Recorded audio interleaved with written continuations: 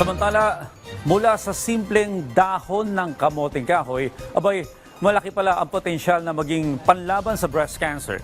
Yan ang natuklasan ng 3 estudyante mula sa isang science high school sa Quezon City. Ang dapat sanay kanilang requirement para sa research, nakarating din sa international science community. Si Denise Osorio sa report. 3 mag-aaral mula sa Quezon City Science High School ang gumulat sa international science community matapos silang matuklasan na may potensyal laban sa breast cancer ang simpleng dahon ng kamuting kahoy.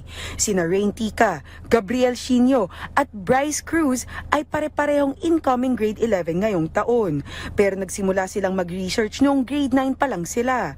Para sa kanila, hindi lang ito school requirement. We've had family members and friends with breast cancer, and we really wanted to help them out, especially since cancer treatments, they're known to be, they're not always safe, and they have negative effects on the body. And we saw a huge potential in cassava leaves, and we knew that in the future it can somehow be used for making it a safer and more accessible treatment. We had to switch to breast cancer as it was also a parang prominent type of cancer, and we wanted to help those who were affected. Gamit ang kombinasyon ng lab-based experiments at computer simulations, natuklasan nilang may anti-cancer compounds ang cassava leaves o dahon ng kamuting kahoy. We saw that cassava leaves had not just anti-cancer properties, pero marami rin pong ibang like medicinal properties like parang anti-inflammatory, ganun.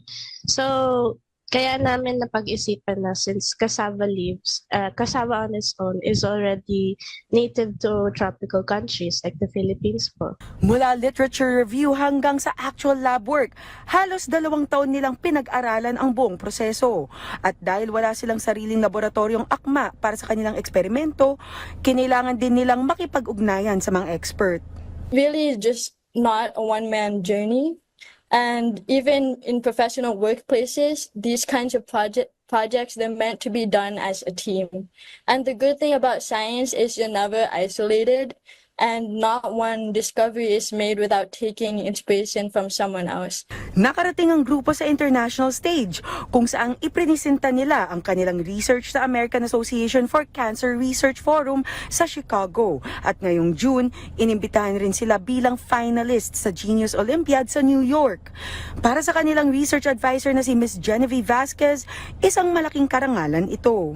Challenging din sa amin yung salary namin. Pero yung mga ganitong achievements talaga ng mga students na hindi mapapantayan ng kahit magkano, di ba? Kahit anong pera.